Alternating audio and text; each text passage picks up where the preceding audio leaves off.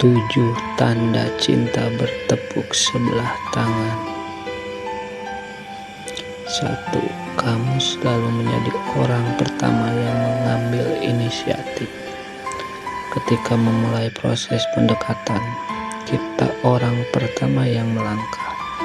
Mengingat kamulah yang naksir dia duluan, maka kamulah yang harus memulainya.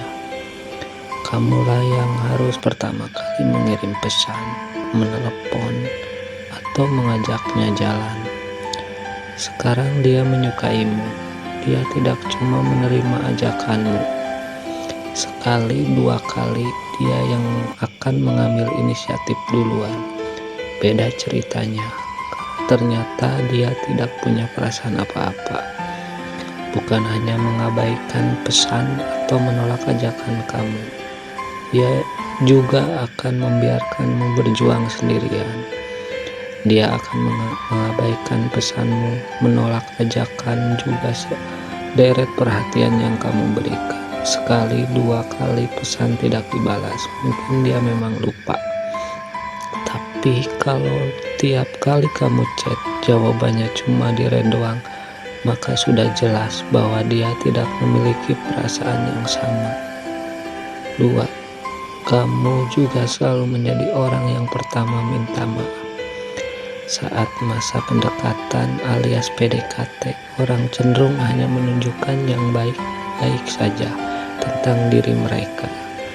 Tujuannya apalagi kalau bukan untuk membuat orang yang dia sukai terkesan dan mau membalas perasaannya. Namun sekeras apapun usaha yang dia lakukan, kadang kesalahpahaman tidak bisa dihindari. Ketika itu terjadi, kamulah yang selalu menjadi pihak pertama yang minta maaf.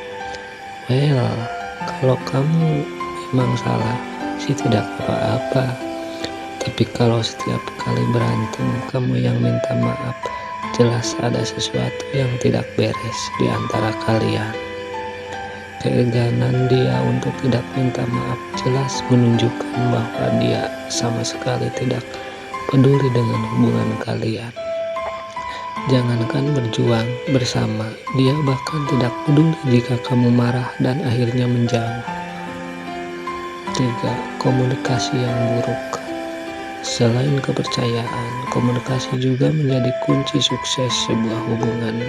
Mengingat selama ini kamulah yang selalu mengambil inisiatif duluan dalam hal apapun. Komunikasi di antara kamu dan dia jelas tidak berjalan dengan baik. Bagaimana akan berjalan baik kalau kamu selalu menjadi pihak yang menghubungi duluan? Kamu yang menjadi satu-satunya pihak yang semangat menganggap percakapan kalian, sementara dia hanya menjawab pertanyaan sekenaknya. Di awal kamu mungkin tidak akan terlalu menyadari tanda ini, namun lambat laun kamu juga pasti akan menyadari ketika kamu merasa tidak didengar dan dipahami, maka itu artinya kamu harus berhenti mengejarnya. 4. Dia menghindarimu. Orang yang menyukai kamu tidak akan pernah menjauh ketika didekati. Dia akan dengan senang hati membalas pesan kamu, mengangkat telepon, dan menyetujui ajakan makan, nonton, atau hanya sekedar nongkrong di kafe dan teman. Dia juga akan membalas perhatian yang kamu berikan kepadanya. Sikap yang berbeda akan ditunjukkan oleh orang yang tidak memiliki perasaan apapun padamu. Alih-alih senang, mereka akan merasa risih dengan semua perhatian yang kamu berikan. Dia juga akan terus menghindari kamu dengan berbagai alasan, mulai dari alasan yang masuk akal hingga alasan lain konyol yang menyebalkan. Semakin nekat kamu mendekatinya, dia akan semakin menjauhi kamu. 5. Dia lebih memilih teman-temannya ketimbang kamu. Bukan hanya menghindar, dia juga akan lebih memilih teman-temannya ketimbang kamu. Ketika ada satu film baru yang tayang di bioskop misalnya, meski sangat ingin menonton film itu, dia akan bersikeras menolak ajakan kamu untuk menonton berdua dengan berbagai alasan. Kadang alasan itu tidak masuk akal, tapi ketika teman-temannya yang mengajak, dia dengan mudahnya setuju. Dia selalu terlihat enjoy menikmati waktunya dengan teman-teman, tapi selalu terlihat gelisah dan tidak sabar ketika sedang menghabiskan waktu denganmu. 6. Dia membicarakan orang lain. Sebetulnya tanda yang satu ini agak keterlaluan. Bagaimanapun dengan semua usaha yang kamu lakukan selama ini mendekatinya, bohong kalau dia tidak menyadari perasaan kamu. Tapi jangankan bersimpati, dia justru dengan mudahnya membicarakan orang lain di depan kamu. Tujuannya tentu saja untuk menunjukkan ke kamu bahwa dia tidak punya perasaan apapun. Dan ngomong-ngomong soal keterlaluan, kamu juga sebenarnya agak keterlaluan jika setelah mendengar kisahnya masih saja berpikir kalau kamu punya kesepakatan. Dia jelas-jelas tidak memiliki perasaan apapun, jelas-jelas hatinya untuk orang lain. Bukan bermaksud membuat kamu patah arang atau down, tapi di tahap ini menyerah adalah pilihan terbaik. Lebih baik mundur sebelum kamu menyesal lebih banyak lagi. 7. Dia menolak perasaan kamu.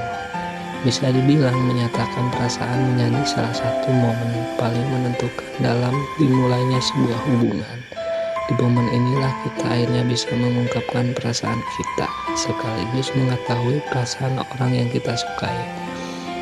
Mereka yang beruntung mendapatkan jawabannya akan melanjutkan hubungan ke jenjang pacaran. Namun mereka yang cintanya bertepuk sebelah tangan akan mendapat jawaban tidak, dan harus menerima kenyataan pahit bahwa setelah semua usaha di masa PDKT berakhir sia-sia. Di tahap ini perjuangan kamu harus benar-benar diakhiri. Tidak ada gunanya termasuk mendekati dia, karena kamu tahu hatinya tidak akan jadi milik kamu. Tidak ada gunanya juga memaksakan dia untuk menerima kamu, sementara satu-satu hal yang ingin dia lakukan adalah menjauh sejauh yang dia bisa lakukan. Mundur dan menerima nasib adalah satu-satunya pilihan yang kamu punya. Sehari dua hari rasanya pasti menyakitkan sekali, namun sama seperti semua luka di tubuh, luka di hati dan pasti akan sembuh suatu saat nanti.